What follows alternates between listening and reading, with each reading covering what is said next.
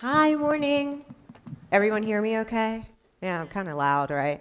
All right, so connecting to belong. So I'll be honest, when I was planning for this, I thought, I got to put that mask on, you know? That one that shows the world that I'm perfect, I have it all together. While I've been here, people have been commenting, oh, your shoes, your style, like I look perfect, right? No. I remember that this talk today is supposed to be about authenticity. And authenticity means that I have to show up a little bit messy. So I'm hoping that's okay for you today. Is that all right? Oh gosh, come on, guys. Is that all right?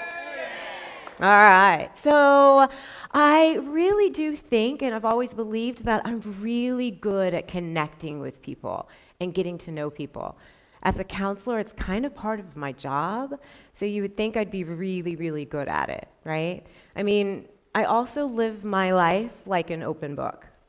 I'm kind of the walking definition of TMI, too much information. The quickest way to my heart is to ask me a question. I would like pause right now if I could and be like, anybody have a question? But yeah. So imagine my surprise when on my very first day of school, at my dream school, I ran into Mr. Grumpy. You can laugh, it's okay. Yeah. So I think we all know a version of Mr. Grumpy. It's kind of that colleague that never seems to crack a smile. They act like maybe they've never seen the sun before. I see some laughs, see some heads shaking. You know your own Mr. Grumpy? Yeah, so I met him on my very first day of school at my dream school. So the sky was like that Beijing blue. And if you know anything about WAB, it's a little funky, right? So there was music playing.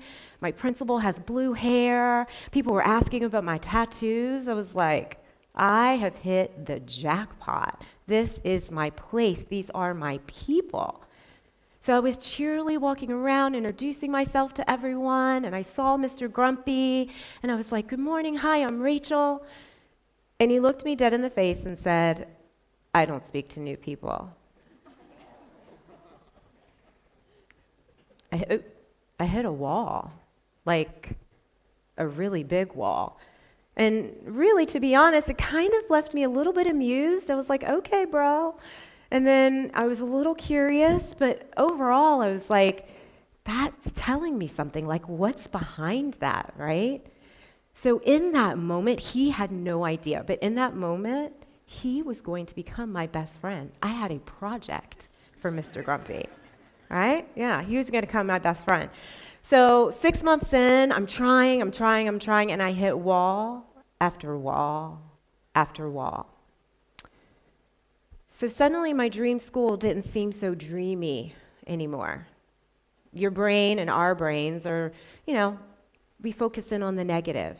So everywhere I looked, I saw a whole bunch of Mr. Grumpies. I picked up on every single piece of negativity, and I realized that my outgoing, bubbly, get-to-know self was not really something that was landing.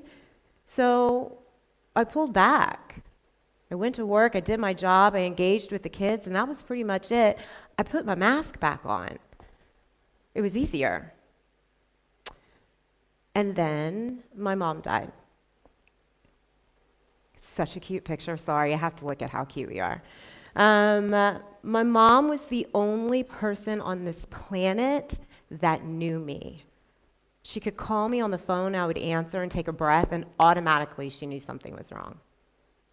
So when that person that knows you is no longer here, I really was kind of like, gosh, is anyone going to ever know me like that? Ever?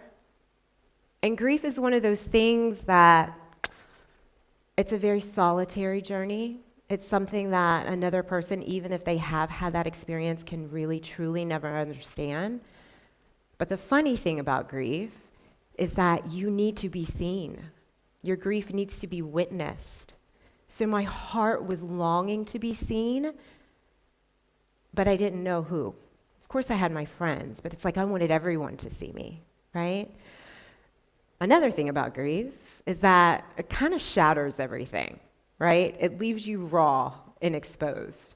So that perfect mask that I put on every single day to go to work, it was no more. I'd be in the DD crying in the DD. Someone would walk past me, the wind would blow, here comes another tear. I was just the crying, grieving counselor, and I couldn't do anything about it. So I gave up. It was just kind of like, this is who I am. And one day, I was having a pretty solid grief day. I was talking about my mom in the staff lounge, and eventually everybody kind of cleared out. Again, I have no more mask. And Mr. Grumpy was over there in the corner. And without looking up from his computer, he said, I know it's hard. I know how you feel. It wasn't like a big epiphany. It wasn't like a really big moment. It was a really silent moment between two people that were going through something really hard or had gone through something really hard. And in that moment, I connected with him.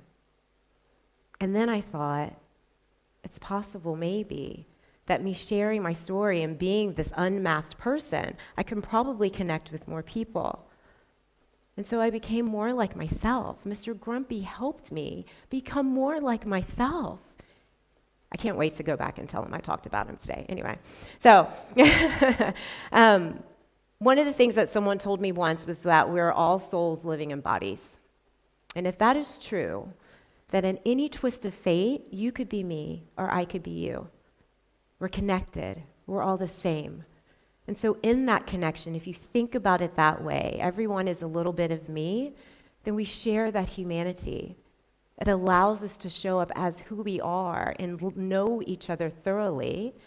It gets us to the place where I'm reflecting you and you're reflecting me. And in that space, we build connection. And with that connection, we find belonging. So I challenge you to find a story. It doesn't have to be as heavy as mine. Find a story and find your Mr. Grumpy. Are you Mrs. Grumpy, right? Not gender exclusive. Find your person and tell your story. It'll give them an opportunity to tell their story too. Thank you.